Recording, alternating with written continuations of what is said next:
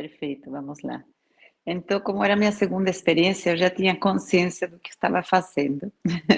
E estava bem animada, porque desde 2022, que foi a primeira vez que eu visitei, teve um avanço na minha vida espiritual, de consciência e de um entendimento maior que no começo, dos estudos e da consciência dos textos védicos e os ensinamentos.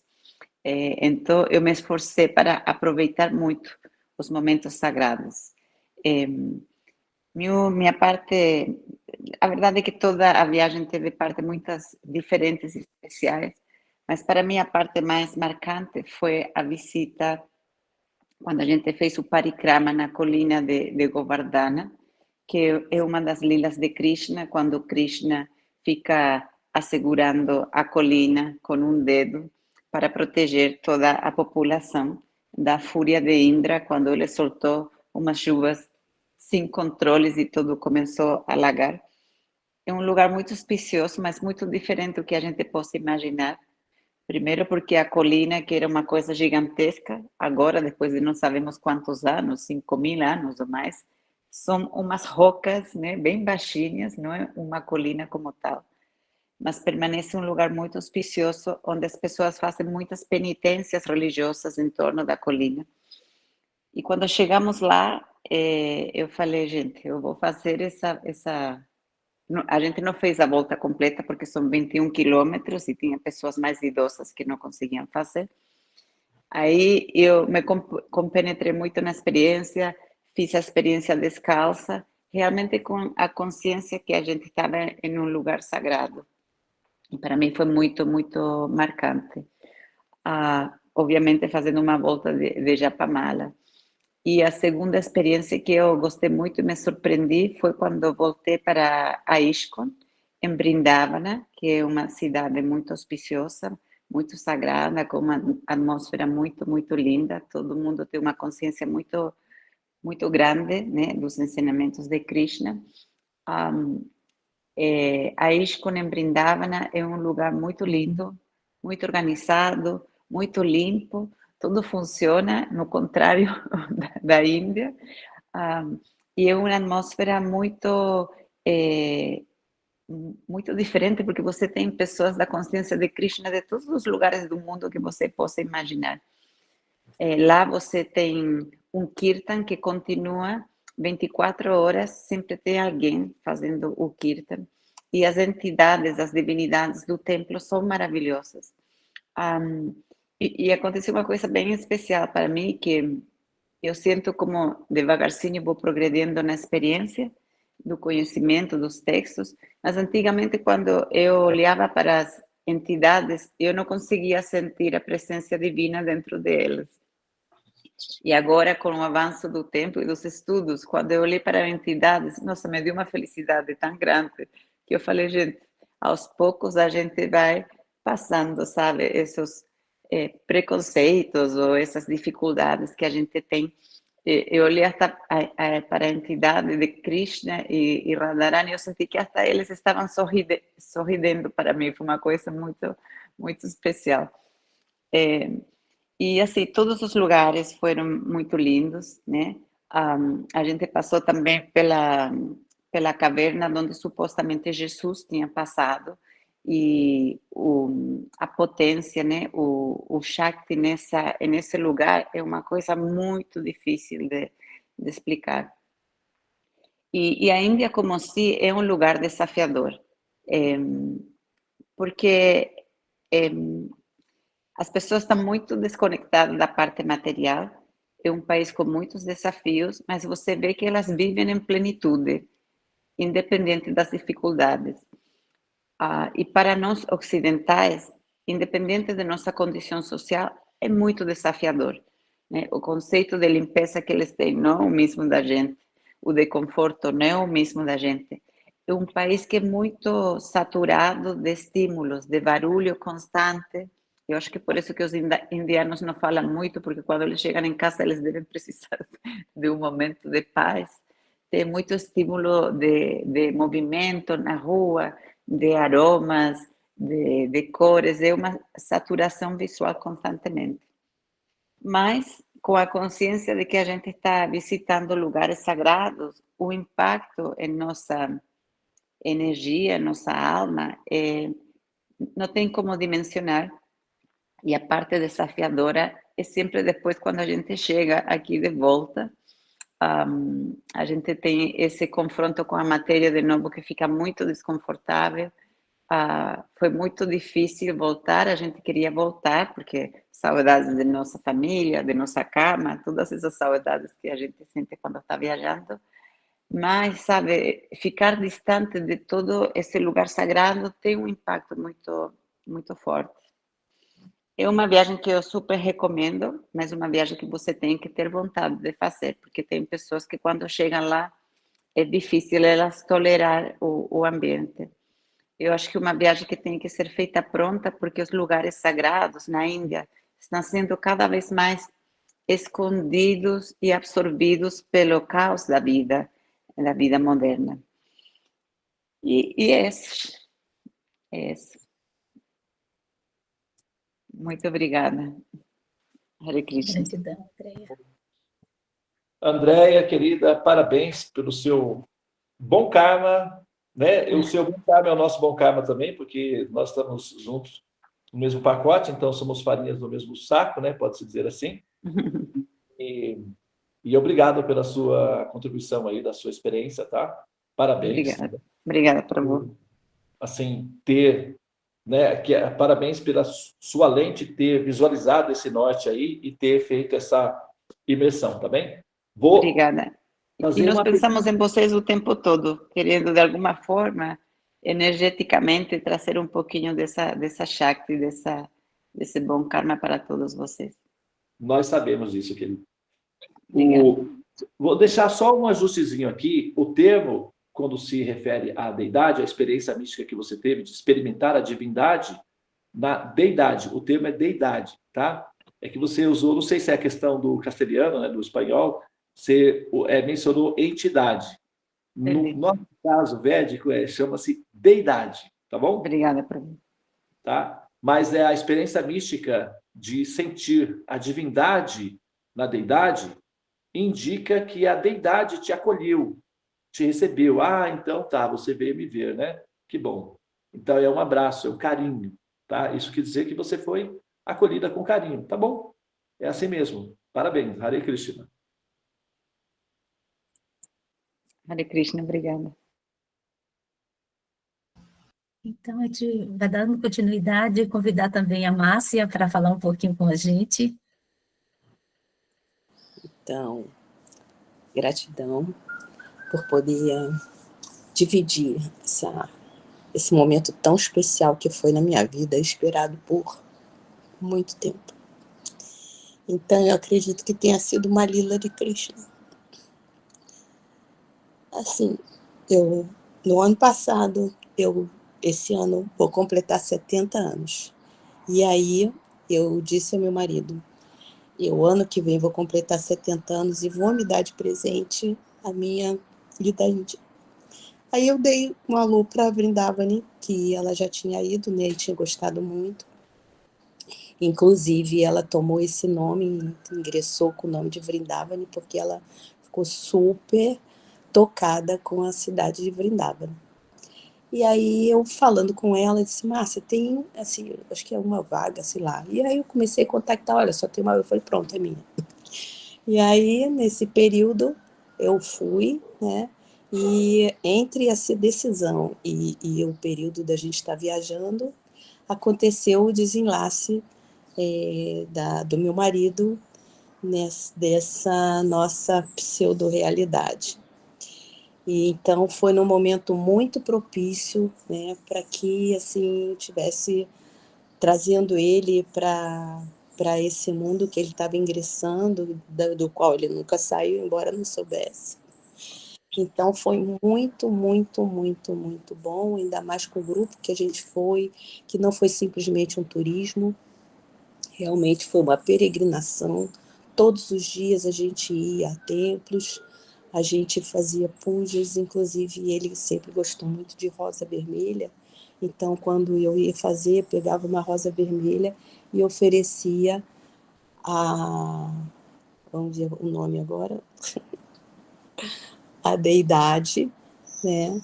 E, assim, sentia aquela entrega, sabe? E, assim, teve um dia, foi muito especial, vários dias que a gente teve, assim, na abertura, né, acho que Arati que fala, né? Então, a gente levanta as mãos e eu senti aquela energia pegando nas minhas mãos, tipo assim, tudo bem, aceitei, tô te vendo, sabe? E eu tive a ousadia de fazer um rafting no Ganges. Então, a água é gelada, mas assim, imediatamente você para de sentir frio e seca a roupa rápido, e foi assim muito energizante. Então, a gente desceu desde Rishikesh, né? A água bem limpinha, bem linda, maravilhosa. E a gente veio descendo, né? Nas corredeiras. E, assim, muito emocionante. Outro momento bem especial é que a gente foi num lugar que seria uma floresta entre a casa de Krishna e os domínios de Radharani. Então, ali, naquele encontro onde eles brincavam, tinha os passatempos deles, tem uma árvore que está, ela está, vamos dizer assim, conservada. A floresta, sim, não existe mais uma árvore aqui, outra ali. Mas a energia do local, eles botelaram, assim, botaram umas telas na copa da árvore, então ela foi crescendo ali, ali é o templo. Então, assim, rústico, mas com um Swami que nos recebeu, aliás, dois, um mais jovem e depois outro, que bateu um papo com a gente, depois a gente cantou, que o Prabhu Sivananda sempre leva o ukulelezinho, e a gente entoa mantras, né? E, assim, foram lugares muito especiais, vivências muito especiais. Uma coisa que eu queria ressaltar, que eu, assim, me senti em casa. Se a gente continuasse, claro que a gente não vai continuar no tempo das cavernas, gente, mas, assim, tudo que eles fazem é sustentável, sabe? Então, assim, a gente foi na ISKCON lá, não me lembro em que lugar, o prato era de folhas costuradas, sabe? As folhas costuradas, aí botaram lá, né, as comidinhas, que a gente, aliás, uma delícia, né? Feito com muito carinho, com muita energia. Então, esse prato de folha, simplesmente descartável, voltando para a natureza sem problema, né? Então, assim, a gente fala, não tem papel higiênico, mas todo lugar, embora não higienizado, tinha uma água. E outra, essa coisa da gente falar, não tem vaso sanitário. O vaso sanitário para o corpo humano é péssimo, né? Ele não ajuda a prensa abdominal na hora da gente evacuar, ele não ajuda no parto. Então, aquela postura antiga é que a gente deveria manter, embora a gente ache, né? Mas é uma postura que ajuda o períneo a estar funcionando bem até idades avançadas, sabe? Então, assim, tinha água, sabe? Não faltou água em nenhum momento. E, assim, só que a gente não sabe utilizar e não sabe dessas verdades, né? E outra coisa, fala vaca e cachorro, gente, tudo assim, numa paz.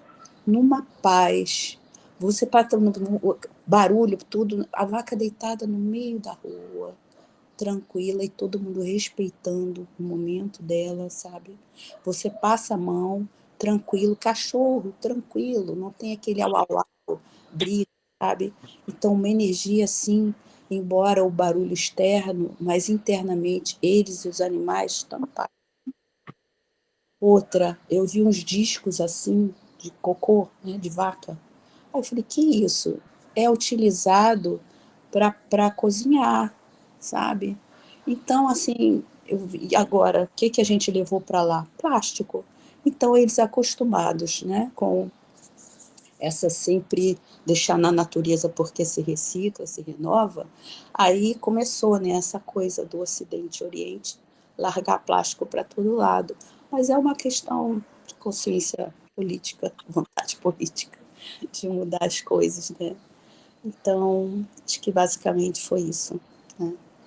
É muita coisa, gente. A gente vivenciou também um passeio, sabe, Museu de Cera, essas coisas que a gente acha maravilhoso. A gente foi num passeio, e tudo organizado. Um passeio dentro, você entra tipo num barco e vai como se você estivesse passeando num rio, né? Só que você passa pela história da Índia antiga, com pessoas, assim, bonecos, né, que se mexem, falam, desde a antiguidade, a história do Ayurveda, as histórias com bonecos, assim, parecendo que a gente, e bastante, bem prolongado isso daí. E não pode tirar foto nem nada lá dentro. Uma coisa que recomendo, lindo, maravilhoso. Andamos no metrô em Nova Delhi, limpo, arrumado, pessoas educadas, respeitosas, inclusive 3 colegas que tinham cabelinho branco, 3 homens levantaram e deram lugar para elas sentarem. Então, assim, coisas que a gente é só vivendo e foi com muita gratidão e, assim, recomendo. E pretendo voltar, porque a gente fez só o norte da Índia, né? Em algum momento aí dessa vida, não sei, vamos ver. Gratidão. Namastê, Hare Krishna. Inclusive, eu vou fazer um comentáriozinho rápido sobre isso daí. Você falou da questão dos plásticos, né? Tem razão, é assim mesmo. Todas as vilas, cidades na Índia, no passado, eles tinham um local. Toda a família, na verdade, tinha na casa tinha um local onde eles jogavam os remanentes utilizados. Uma panela não era usada 2 vezes. Normalmente eles cozinhavam e a panela era feita de barro e já jogava nesse local. Depois era aterrado, virava terra, e os artesãos produziam muitos utensílios domésticos diariamente, porque eles eram descartáveis. Isso, as folhas, os pratos eram feitos de folhas, né? Então tudo era reciclado, tudo sempre foi utilizado de maneira. Isso até recentemente. Ou ainda hoje existe toda essa. Você vai tomar aqueles chai na rua, é de copo de barro. Aí você toma e descarta o copo, né? Não é assim. Mas aí entrou o plástico do pragmatismo moderno e o indiano, que está acostumado a simplesmente jogar em algum lugar ali para depois ser reciclado, continua fazendo a mesma coisa. Então você tem o plástico, ele demora para ser reciclado. Então dá esse efeito colateral que você falou. Agora, uma coisa engraçada que você falou, que eu quero fazer uma pequena correção aqui, porque eu não sei, né? Aqui na sala tem muitas pessoas recentes. Como você falou, que lá você viu uns discozinhos de cocô de vaca que é utilizado para cozinhar. Deixa eu explicar isso aí direito, porque isso pode ser entendido de maneira muito diferente, tá? Gente, não é que eles pegam esses disquinhos de esterco de vaca e colocam na panela para cozinhar, tá? Isso é utilizado como combustível para cozinhar os alimentos. Não, pessoal, hoje em dia, tudo tem que ser muito bem explicado, né, para não criar confusão na cabeça das pessoas. Não, Deus, será que o pessoal da Sala dos Mantras vai querer introduzir esse sistema aqui? Acalmem-se, tá, gente? É só uma questão técnica aí, tá? Ok. E para Hare a Krishna. cerimônia védica, eu ouvi dizer que o escocor da vaca também é bastante auspicioso. O esterco da vaca, né, o estrume da vaca, é muito auspicioso. Tem vários tipos de remédios que são feitos a partir da urina da vaca e do esterco da vaca. Inclusive, tem propriedades que são cicatrizantes no estrume da vaca, que são utilizados na medicina, etc. E a fumaça que é emitida a partir do estrume da vaca, por algum motivo, não se sabe ainda exatamente, existem estudos nessa direção, é antidepressivo, produz dopaminas no sistema neural. Não se sabe exatamente o porquê, mas o perfume causado pelo estrume da vaca queimando produz certas substâncias que na sinapse do sistema neural dá uma sensação de antidepressivo, é relaxante. Então, eu sempre senti isso daí. Quando eu ia na Índia, aqueles cheiros de... Porque assim, você sai nas cidades, nas vilinhas, esses estrumes de vaca são, né, queimam constantemente, porque as pessoas cozinham com isso daí, então aquele cheiro, eu sempre senti uma sensação agradável, deliciosa, eu sempre fiz isso. Eu ia para as vilas para interagir, conhecer as pessoas, e eu ia sempre pelas manhãs, eu gostava demais pelas manhãs, que é quando eles estão acendendo os fogões, eles acendem assim.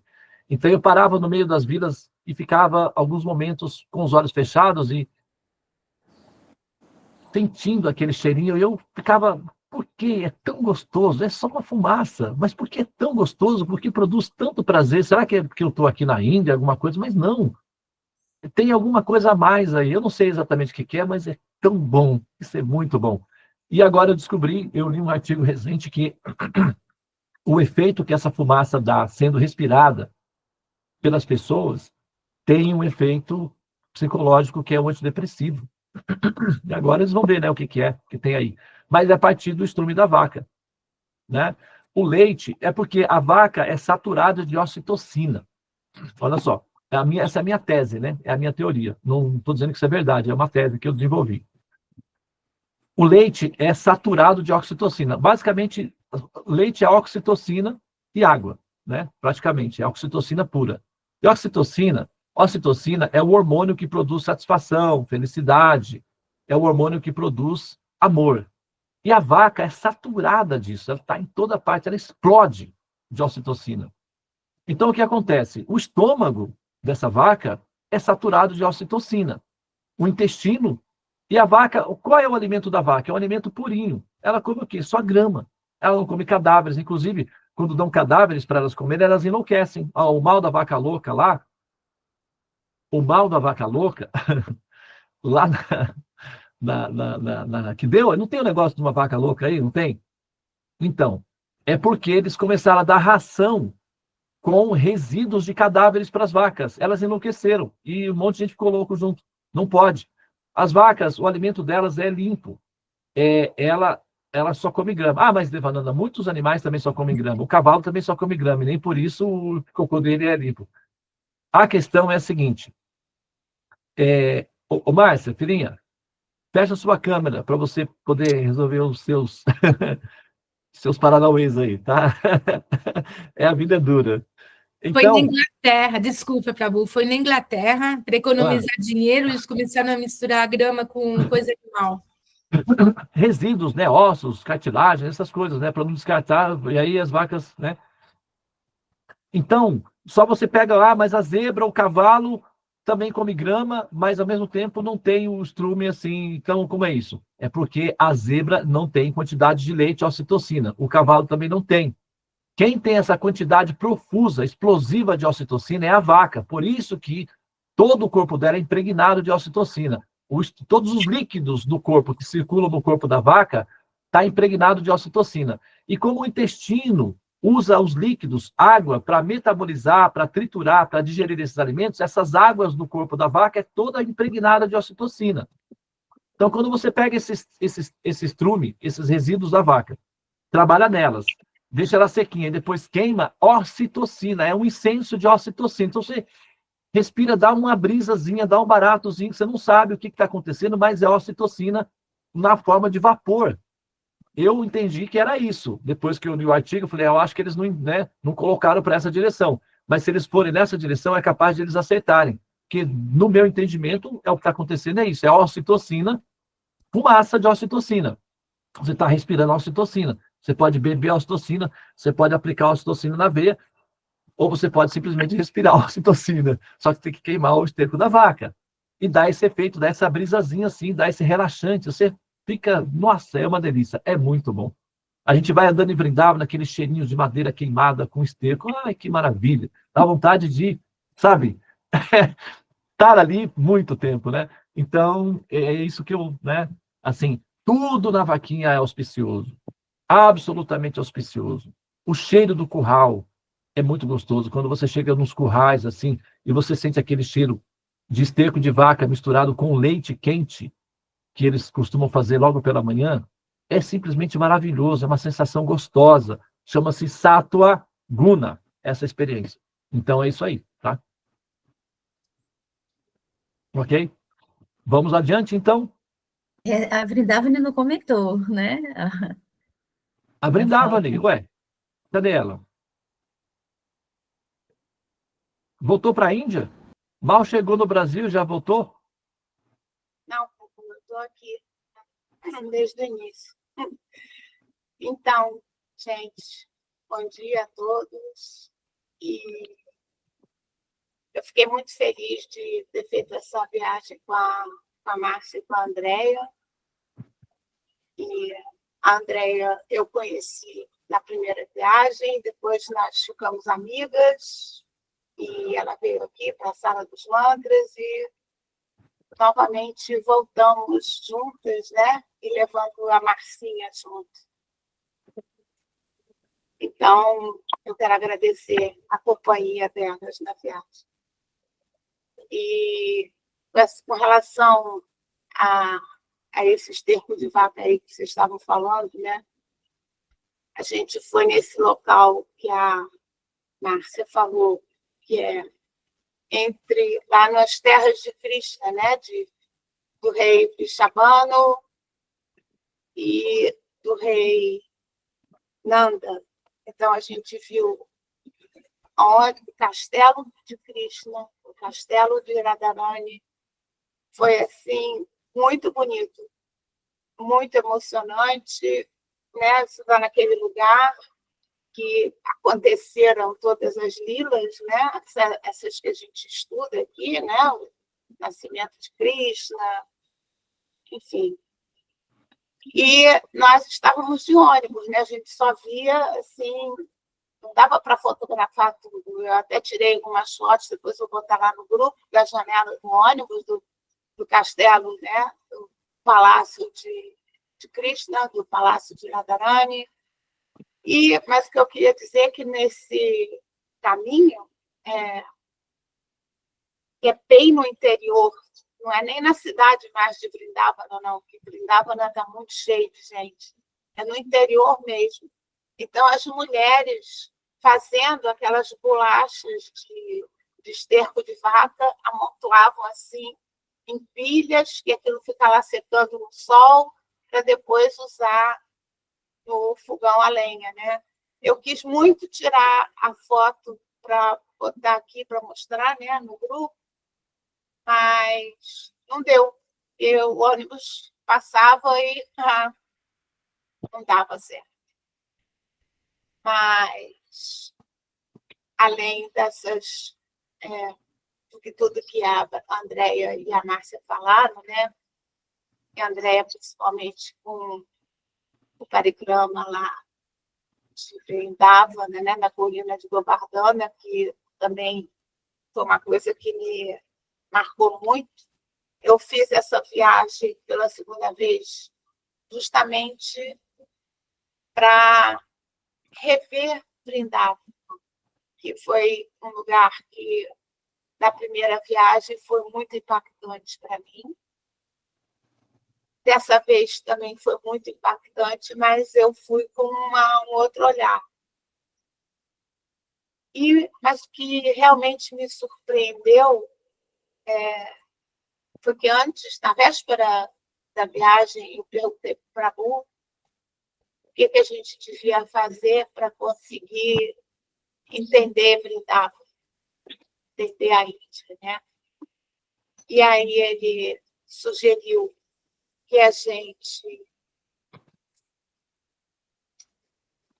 conversasse com Shiva, pedisse as bênçãos de Shiva para entrar na Índia, conseguir enxergar a Índia, conseguir enxergar Vrindavana. E foi uma coisa assim muito mágica, porque desde da hora que a gente botou o pé na Índia, tudo começou a acontecer em torno de Shiva. E eu não entendia. Falei, nossa, eu vim à Índia da outra vez e não era Shiva para tudo que era lado, Shiva.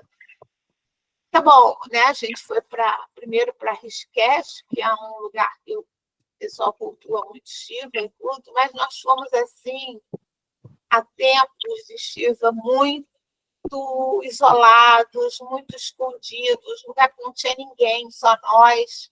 Inclusive um que foi uma Shiva linda, que colocaram e cresceu uma árvore em volta. Então essa Shiva linda ficou dentro dessa árvore, dentro da raiz dessas árvores, uma árvore gigantesca que a gente conseguia entrar. Depois eu boto foto no grupo. Então, a energia, assim, a presença de Shiva foi muito impressionante. E deu para perceber que ele é mesmo um guardião dessa cultura toda, né? E se a gente olhar no mapa, Vrindavana está lá bem no centro. Então, ela é muito bem protegida e, assim como, né, a Bhagavad Gita está dentro do Mahabharata, exatamente no meio do Mahabharata, os capítulos mais importantes, mais confidenciais da Bhagavad Gita estão no meio da Bhagavad Gita. Então, Vrindavana está bem no centro da Índia. E a Shiva, né, assim, em volta, tomando conta de tudo. Tanto é que quando você entra em Vrindavana, a primeira coisa, tem uma estátua, assim, um templo de Shiva, que é uma estátua gigantesca.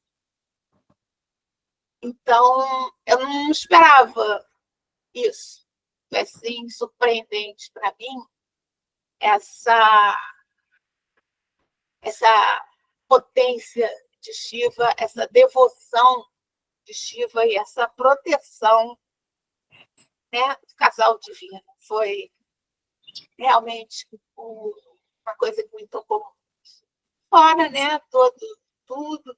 E o Rio, né, lá em Rishikesh, nós ficamos no hotel na beira do rio, então a gente acordava de manhã, sabe, eu saía para caminhar antes do sol nascer, na beira daquele rio, e olha, a 2024 eu passei um mês navegando no Rio Amazonas, no Rio Negro, né, que são rios caudalosos, importantíssimos, mas não tem nada a ver, sabe, com o Ganges. Eu não sei explicar o que tem naquele rio. Eu gostaria que um dia desses, quando o Prabhu tiver tempo, fale sobre o Ganges, ou, né, sobre Shiva, sobre essa potência toda. E fizemos lá o rafting do Ganges, fizemos o batismo do Ganges, então a gente veio impregnada dessa energia da água e energia de Shiva, e foi um passeio bom. E também lembrando, Márcia, não sei se você lembra, Andréia, e antes, qualquer lugar sagrado que a gente ia, qualquer templo, tudo, a gente entrava cantando. Todos cantando Mahamantra Hare Krishna, que tinha o Sivananda lá com o ukulele dele, e tinha o Gopala, um rapaz que toca mridanga muito bem. Então, era aquela banda, sabe? Eu entrava assim, tipo uma escola de samba mesmo, andando lá pelo meio da Índia e anunciando que a gente estava chegando nos templos. Foi bem bacana isso. Então, era isso, gente. Eu queria falar para vocês. Namastê, Hare Krishna. Gratidão, Vrindavana. Maravilhosa a experiência, viu? Acho que todas nós aqui tocou nosso coração. Estamos ansiosos agora para participar também de um encontro desse maravilhoso. Pois é. A Bhakti Vrindavana, como a Andréa mencionou, né? Nós fizemos a pré-iniciação dela.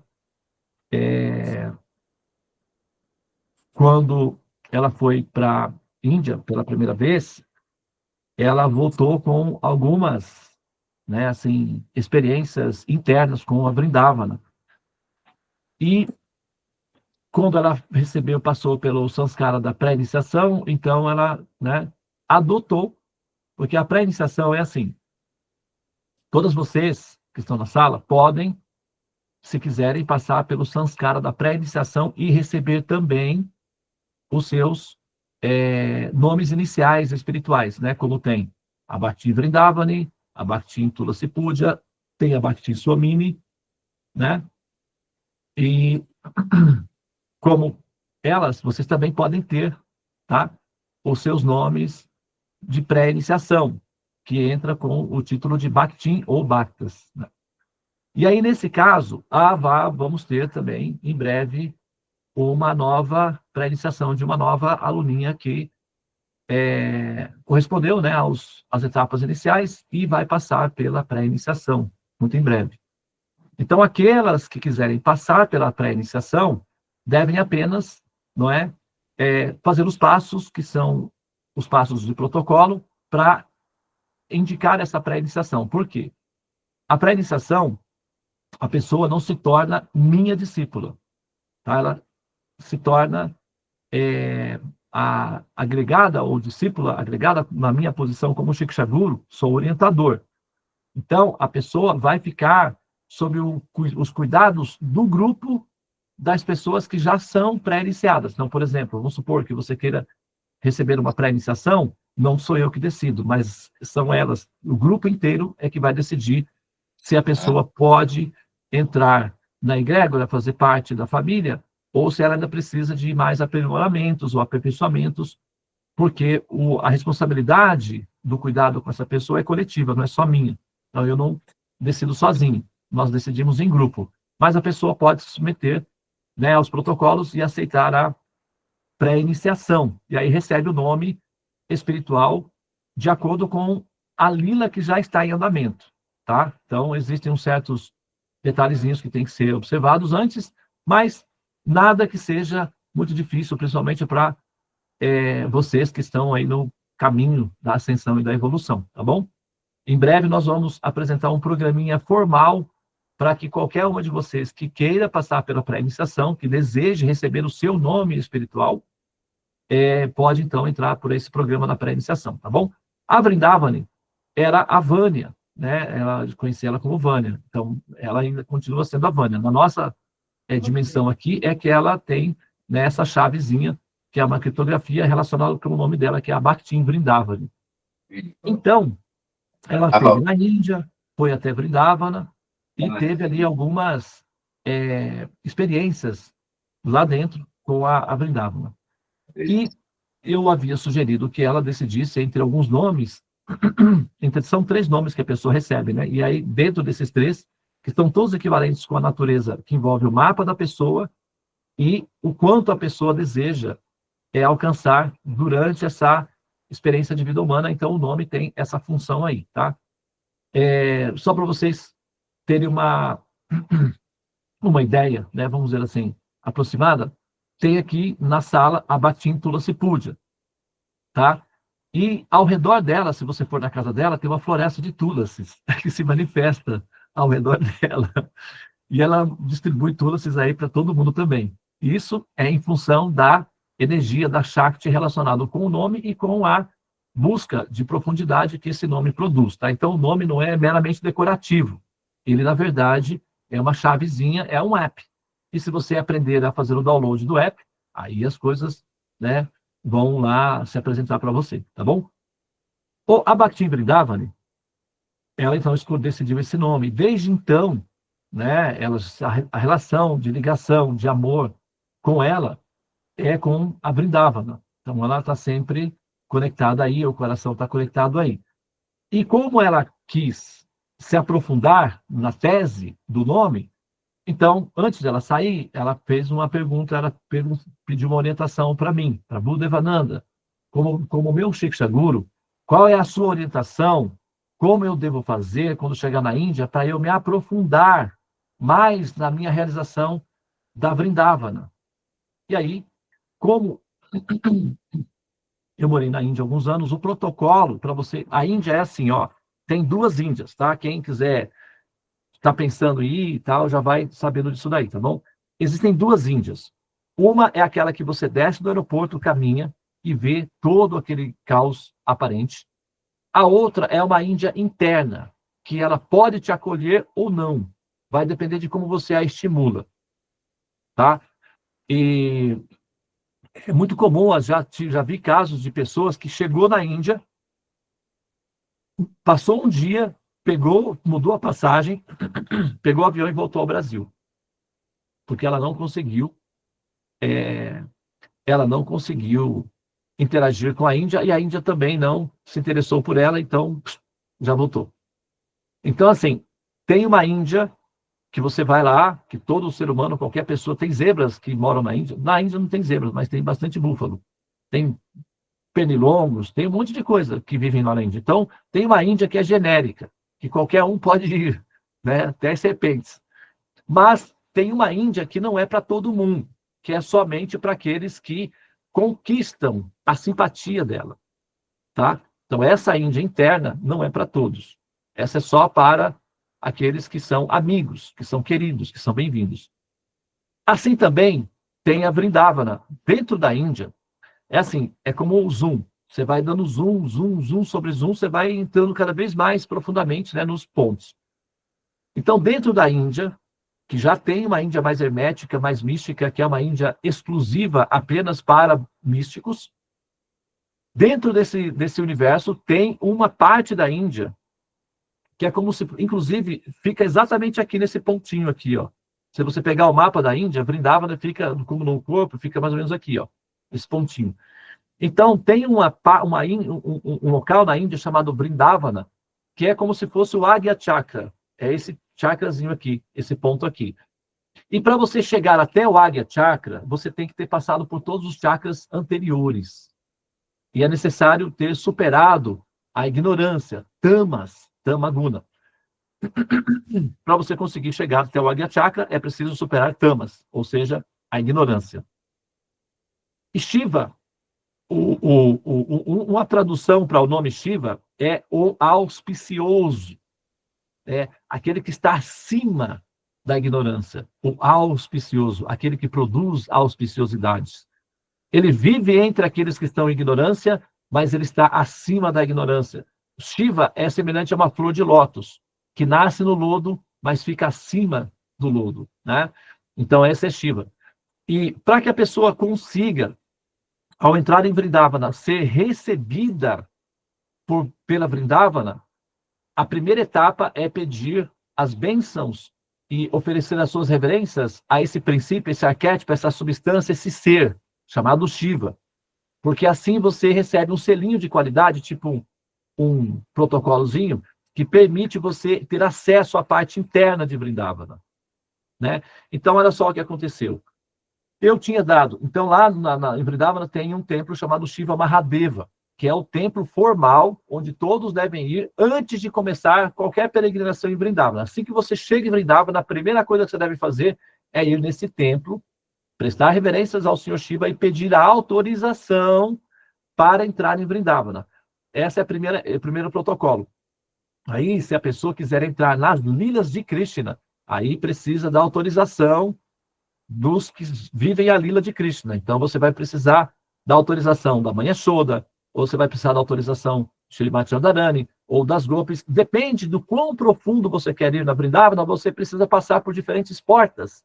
E você precisa de autorizações para ir para a próxima fase, para a próxima porta. A primeira delas é Shiva. Sem essa primeiro protocolo, qualquer outra parte pode ocorrer por misericórdia do Dhamma sagrado, devido à sua ignorância, que você não sabe de nada, então você furou esse protocolo, mas você tem um coração suficiente, então eles vão permitindo que você faça no automático. Agora, tem certos lugares que, se a pessoa for simplesmente ignorante, não entra não, mesmo que ela não saiba de nada. Uma vez que ela chegou em Vrindavana, então supõe-se que ela já sabe de alguma coisa. Então ela vai pesquisar mais, então espera-se que ela então vai se aprofundando nesse sentido. Então, quando a Vrindavana pediu para mim uma orientação de como proceder, eu disse a ela, primeira coisa que você faz, vai até o Shiva Mahadeva, presta reverências, peça para ele a autorização para entrar em Vrindavana. Do contrário, você vai ver os prédios, você vai ver a sombra. Mas se você quiser entrar na parte orgânica, viva de Vrindavana, você precisa de autorização. Então, vá pedir a autorização inicial. Daí você entra. Só que o diretor do projeto do safari que eles estavam fazendo, da peregrinação, entendeu que Vrindavan estava muito cheia, o Shiva Mahadeva estava muito lotado, etc. E ele decidiu que não iria ao Shiva Mahadeva, o que impediria a Vrindavani de ir ao Shiva Mahadeva. Então, como ela não conseguia ir até o Shiva para pedir as reverências para poder entrar, durante todo o processo da peregrinação, ela se deparava com Shiva. Então, ele veio até ela para autorizá-la a poder entrar um pouquinho mais, porque, tecnicamente, ela estava sendo impedida de entrar, mas espiritualmente não. Ela estava sendo autorizada. Por isso é que ela via Shiva em todas as circunstâncias em que ela estava, apesar de não poder ir, ele veio até ela. E isso significa o quê? Que devido ao amor dela, devido ao desejo sincero dela, devido à profundidade dela, uma situação técnica externa não foi suficiente para impedi-la de entrar na Vrindavana. Quando Vrindavana, ou quando a Índia te quer, ela vai te ter de todas as formas. De alguma forma, ela vai te ter. Mas se ela não te quiser, aí não vai dar certo. Então, primeiro é preciso conquistar essa realidade interna, porque aí essa realidade interna vai te querer. É a mesma relação com Deus, funciona do mesmo jeito. Não adianta fazer os protocolos superficiais, básicos de rezar. Não é o suficiente. Ninguém vive de conversa só de promessas, né? Uma hora a noiva, escuta, você fala que me ama e não sei o quê, manda carta e tal, mas cadê o anel do noivado? Cadê o tal do casamento que não aparece nunca? Que história de amor é essa? Uma hora a noiva, né, surta. Então, é assim que é. A relação com o Supremo também é assim, não, mas por que eu te amo, mas vem cá, que história é essa de que você me ama? E como é que vai ficar isso? Chega uma hora que, né, então é preciso conquistar a pessoa. É preciso conquistar. Olha lá o pontinho vermelho, Vrindavan. Vrindavan fica ali, ó, exatamente aqui, ó, na testa. É o terceiro olho da Índia. É o ponto fundamental, tá? Então, esse chakra aí, ele deve ser alcançado. Ok, pessoal? Bom, então é isso aí, tá? É comentário que eu ia fazer aí, né, que eu fiz a respeito da nossa querida, né, Vrindavan. E ela parece que ela teve um probleminha lá de energia e deu uma, né, teve que ela deve estar lá no sítio dela, lá na Casa da Lua. Não, tá aí, voltou. A Márcia quer falar alguma coisa, Márcia? Pode falar. Então, eu lembrei de uma situação bem especial que aconteceu quando a gente estava lá no ashram do Sri Aurobindo. Então, a gente estava fazendo, era uma aula de yoga, que a gente todo dia fazia, e Guru Sevananda estava tocando, a gente estava cantando um mantra, e de repente entra uma menina, uma moça, e senta no cantinho e começa a ouvir. E de repente ela pede permissão para dançar. Gente, que coisa mais linda, era do nada, a gente não conhecia, ela vestida com aquele sari e começou a encantar. Dançou, dançou, dançou assim, e a gente agradeceu muito, foi um momento muito especial, e ela também agradeceu a gente. E aí a gente convidou ela para de noite, que a gente era o último dia que a gente ia estar lá, e a gente ia ser recebido pelo Swami, que tomava conta dali do ashram. E a gente pediu que ela dançasse lá. E ela meio assim, mas aí foi, dançou, e aí de repente veio um cachorro lá de fora e cantava como se estivesse entoando um mantra. Menina, aquilo ali balançava o rabinho, feliz, e tipo, querendo dançar com ela. Aquilo ali foi um momento assim muito especial para todos nós. É isso que eu queria. Essa lila de Krishna. Aí. São as lilas, né? Posso dar uma sugestão para as meninas? Eu tenho certeza que vocês tiraram muitas fotos, as três, né? Vocês poderiam, talvez, fazer não sei, um cartaz, botar as fotos para a gente depois ter, né? Fazer uma viagem com as fotos que vocês fizeram nos buscadores. Faz um álbumzinho e solta nos buscadores para a gente poder fazer o trajeto que vocês fizeram, tá? Se for possível, tá bom? Se vocês quiserem também, tá? Muito bem, então, olha só, gente, nós precisamos, né, tá, essa fofoca está muito boa aqui, está muito gostosa, se deixar, a gente vai ficando, né? Mas nós temos que seguir adiante. As meninas estão aí? Sim, acho que estão assim. Lalita, você está aí? Ela está aí. A Lila Nanda está aí com você? O quê? Não dá para ouvir. Eu acho que ela deve estar usando fone de ouvido, alguma coisa assim, o equipamento dela não está correspondendo, não. Também não estou ouvindo, não. Tula, por enquanto, você quer falar? Então, Assim, eu pensei até em tirar uma foto depois, né, antes de começar a alçada, né? podemos Logo na tirar uma sequência, foto, né? então, né?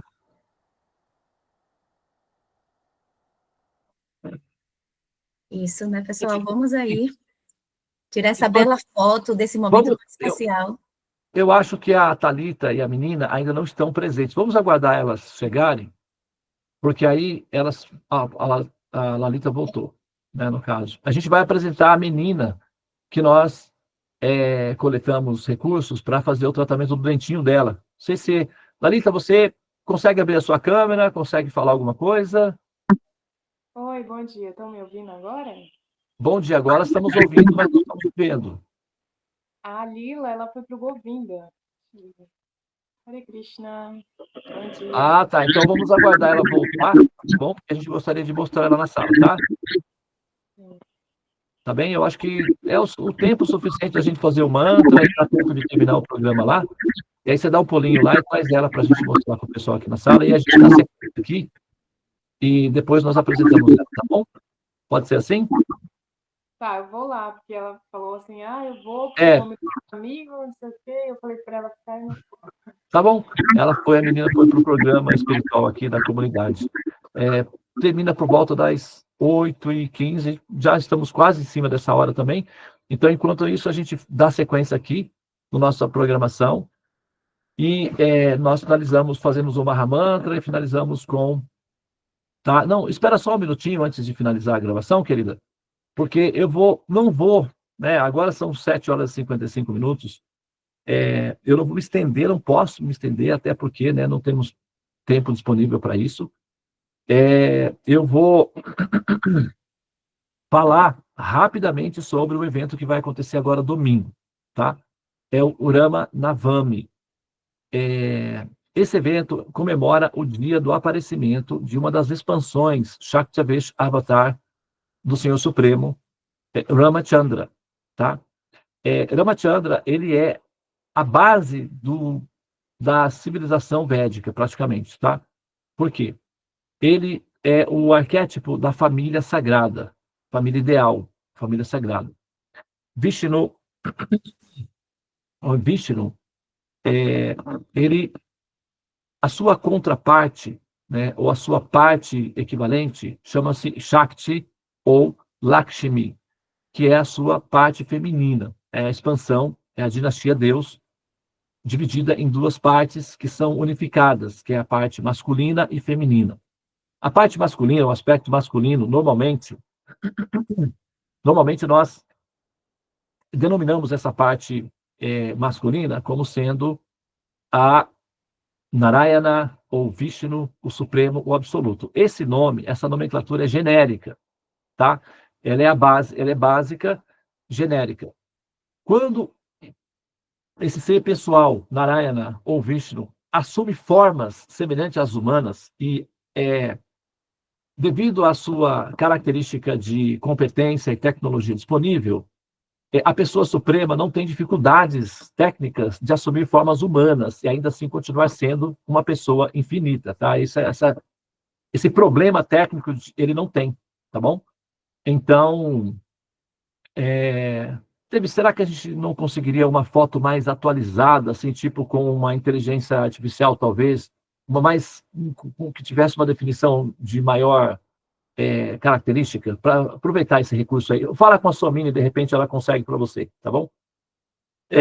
Mas essa forma de Ramachandra, quando essa pessoa suprema, Vishnu, assume a forma humana, ela adquire algumas características próximas das dos humanos para não ser um choque de realidade. É como, por exemplo, quando o médico vai entrar na sala de cirurgia, ele, né, tem certas precauções para não criar confusão no sistema imunológico da saúde do paciente.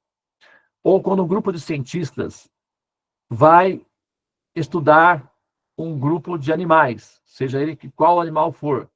Então, ele vai tomar cuidado para os equipamentos que forem utilizados não sejam equipamentos que levem doenças para os animais ou que criem perturbação no ecossistema. Então, esse cuidado ele é necessário em face da fragilidade, né, do objeto estudado ou interagido, que seria, no caso, a pessoa suprema em relação aos humanos. Então, algumas limitações são aplicáveis, não porque a pessoa suprema se submete a essas limitações, mas por teatralidade didática, essa pessoa suprema aceita agir de determinadas formas para facilitar para facilitar o movimento da relação que vai ser feito entre as entidades vivas e essa pessoa suprema. Então, é só para vocês entenderem como é que funciona o mecanismo da pessoa suprema assumir formas humanas. A teoria de que a pessoa suprema, se assumir formas humanas, deixa de ser pessoa suprema, é infundada e não se sustenta, porque isso seria o equivalente de dizer que a pessoa suprema tem limitações conceituais fundamentais. Isso não procede.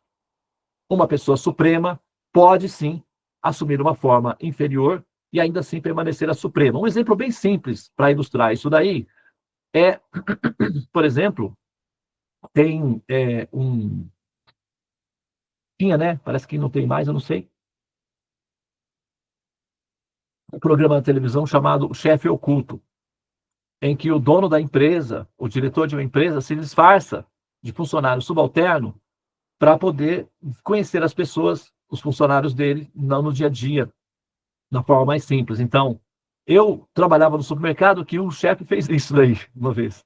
Ele chegou, o supermercado foi vendido, era uma rede, foi vendido para uma pessoa lá, e tinha o gerente, não foi o chefe, né, o dono, foi o gerente que fez isso, né, o gerente das empresas, das redes.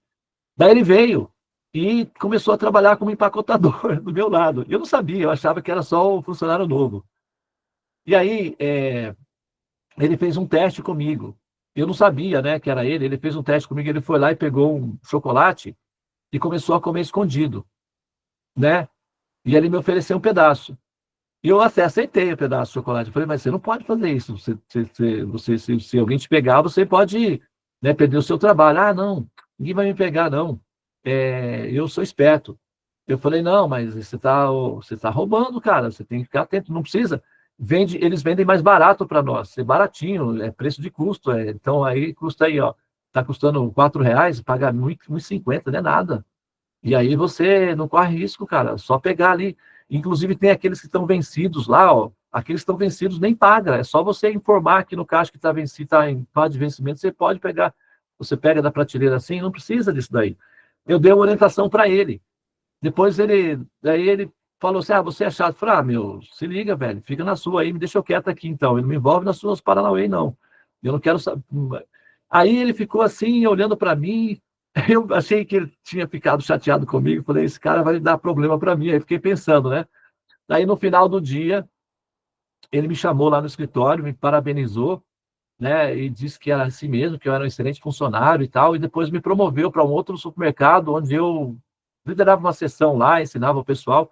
Eu fui promovido, né? Mas ele fez isso daí comigo. Ele fez um teste, né? E ele viu a moça do caixa que não parava de comer chocolate, aí ele chamou ela.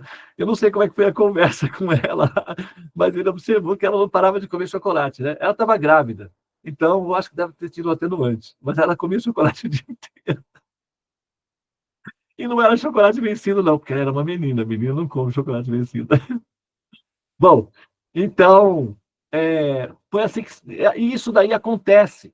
Então, embora o gerente ele tenha se comportado como um empacotador, né? Tem o programa de chefe oculto que faz isso daí também, né? Na televisão aparece. Naquela época não tinha esse programa, foi ao vivo mesmo, foi online. E aí aconteceu que o chefe, ele não deixou de ser o gerente da rede só porque ele se comportou como um empacotador. Ele tinha autoridade com ele ainda, estava tudo certo, só que ele gerou uma limitação estratégica para ele mesmo. E essa limitação estratégica não o limitava enquanto autoridade. Ele permanecia com a mesma autoridade, com o mesmo potencial. Ele podia me promover ou me despedir, de acordo com o meu comportamento. Ele não perdeu a autoridade dele porque ele estava empacotando. Ele passou o dia inteiro empacotando. Ele empacotava até bem. Eu acho que ele começou como empacotador, porque eu até aprendi umas coisas lá com ele lá que eu não sabia. E eu aprendi com ele umas técnicas de empacotar e foi muito bom. Então, mas assim, ele não perdeu o potencial dele. Entende? É a pessoa suprema, quando ela assume uma forma humana para interação, essa pessoa suprema, ela não perde o potencial. Ela permanece a pessoa suprema. Aí nós temos uma ilustração aproximada, né, da forma de Ramachandra. Ele era assim mesmo. A forma dele é assim. As formas de Vishnu são assim, são formas muito belas, atrativas para os olhos e o coração das almas que são seres femininos. E a Shakti, a Devi, a Sati Devi, né, que é a esposa dele, que está aí presente junto com ele nessa lila. Então, a lila de Ramachandra tem a ver com o fato de ser fiel a uma única mulher, tá? Para ensinar os homens que eles devem ser heróicos, fiéis e dedicados, né, a uma única esposa, que também será fiel e dedicada a ele. Então, isso é família. Então, a Ramachandra, ele começa o processo, né, ele dá as fundações da civilização védica. A civilização védica já existia antes dele, tá? E era fundamentada assim, dessa forma. Mas a partir de Ramachandra, isso ficou definido que seria assim, que essa é a forma correta de se viver a cultura védica. O homem, né, assume uma esposa e torna-se fiel a ela indefinidamente. E a mulher assume um esposo e torna-se fiel a ele indefinidamente. E assim você consegue ter família. Então você dá a base da civilização védica, que é a família. Então, o Ramachandra é a forma do Senhor Supremo, Shakti Avatar, que é a forma avatar de Vishnu, ou Vishnu Avatar, melhor dizendo. E essa forma de Vishnu, essa lila de Vishnu, tem a ver com como o coração de um ser apaixonado estará predisposto a fazer o que for necessário para conquistar e para proteger a sua amada. Ou seja, o Dharma de um homem, em termos de proteger a sua esposa, proteger a sua amada, proteger a sua família e proteger o Dharma, são proteger os seus filhos. Tá? Então, essa é a dinâmica que está em andamento na lila com o Ramachandra.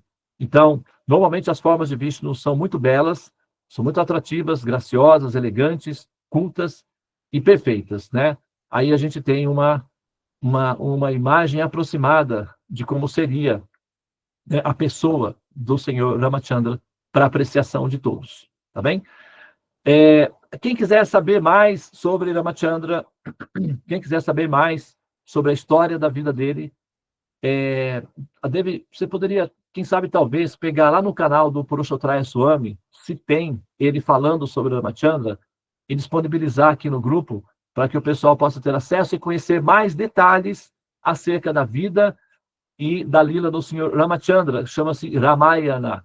Se você colocar o Ramayana, tem um filmezinho dele, coloca o desenho animado, o Ramayana, coloca disponível também, tem um desenho animado que conta a historiazinha de Ramachandra, que foi feito há alguns anos atrás, chama-se Ramayana. E aí você pode disponibilizar esse vídeo e também descrições, né? Se houver descrições do Swami, coloca disponível aí para o pessoal conhecer, para aqueles que quiserem conhecer, tá bem? Muito bem, então agora acho que nós podemos concluir, né, a gravação e a gente vai entrar com, parece que a Lilananda chegou, né? E aí a gente pode apresentar a Lilananda e fazer, então, o Mahamantra e finalizar a sala dos mantras, tá bem? Então podemos concluir a gravação. Namastê, Hare Krishna, Krishna Krishna, Hare Hare, Hare Rama, Rama Rama, Hare Hare. Ó energia suprema, amor divina, ó Mahamantra, libertador do ser, desperta-me, eleva-me, envolve-me, protege-me. Hare Om Shanti, Namastê, Om Tat Sat, Hare Krishna.